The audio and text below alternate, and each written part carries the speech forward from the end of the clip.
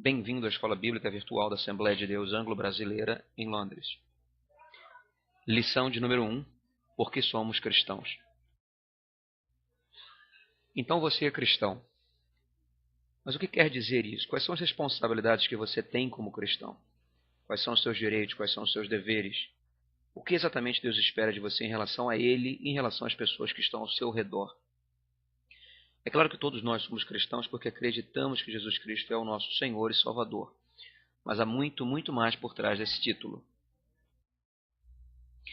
Veja, 3 das perguntas mais importantes que qualquer pessoa, cristã ou não, busca responder durante a sua vida são: de onde nós viemos, por que estamos aqui e para onde nós vamos. Existem diferentes religiões e cada religião oferece uma resposta diferente a essas perguntas. Ser cristão, em primeiro lugar, significa responder a estes questionamentos com base na Bíblia Sagrada e mais, através da pessoa de Cristo. Sobre a nossa origem, a Bíblia nos diz que todas as coisas foram criadas por Deus. Gênesis, no seu capítulo 1, detalha o processo de criação e nos afirma que o Senhor criou céus e terra e tudo que existe neles, inclusive o homem. João, no capítulo 1, vai mais além e nos explica que todas as coisas foram feitas por intermédio de Cristo e sem Ele, nada do que foi feito se fez. Ainda em Gênesis, capítulo 1, verso 24, nos afirma que todos os seres vivos foram criados conforme cada qual a sua espécie. O homem, porém, e assim diz o verso 26, tem uma essência diferente dos outros seres, porque ele foi criado à imagem e semelhança de Deus. Isso significa dizer que o homem foi projetado por Deus para articular noções que são muito particulares a ele: beleza, amor, perdão, misericórdia, e segue a lista. Os demais animais não são assim, e por esse motivo, Gênesis capítulo 1, versículo 28, nos explica que Deus encarregou o homem de dominar sobre todos os seres, e tinha ele também a responsabilidade de cuidar do jardim onde foi posto o jardim do Éden. O homem e a mulher que dele foi formada tinham ainda um teste moral da parte do Senhor: uma árvore da qual não podiam comer, conforme Gênesis capítulo 2, versículo 17. Essa regra é desobedecida no capítulo 3 de Gênesis. Como consequência, homem e mulher perdem o direito de habitar o Éden, perdem a comunhão de que desfrutavam com Deus e passam a viver debaixo do poder do pecado, que leva à morte espiritual e à morte física.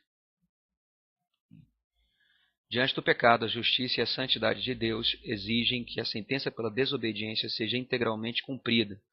Seu amor, no entanto, deseja reconectar o homem e restaurá-lo à sua condição original. Deus, então, elabora um plano de resgate do homem baseado em um quarto atributo seu, a sua misericórdia. Romanos capítulo 3, versículo 25, nos explica que Deus se autopropôs uma propiciação pelo pecado do homem, ou seja, alguém que pudesse oferecer, em substituição ao homem, um sacrifício perfeitamente aceitável a ele, de tal forma a atrair a condenação que estava sobre o homem, e assim aplacar a ira do Senhor. Para gerar este substituto ou redentor, que é a figura de alguém que recompra propriedades para a família, Deus estabelece uma linhagem. Esta linhagem passa por Noé, por Abraão, por Isaac, por Jacó, todos preservados em suas andanças. Passa em seguida pelo povo de Israel, que sai do Egito e entra na terra e tem altos e baixos na sua condução espiritual, razão pela qual Deus envia seus profetas e permite o cativeiro em Babilônia, do qual eventualmente retorna.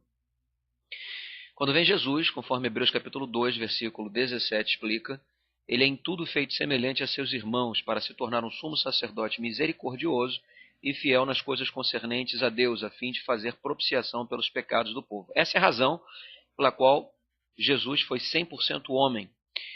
Hebreus capítulo 13 nos informa que Cristo era, ao mesmo tempo, o sacerdote, o sacrifício e o altar, ou seja, um sacrifício perfeito a ser realizado apenas uma vez por toda a humanidade.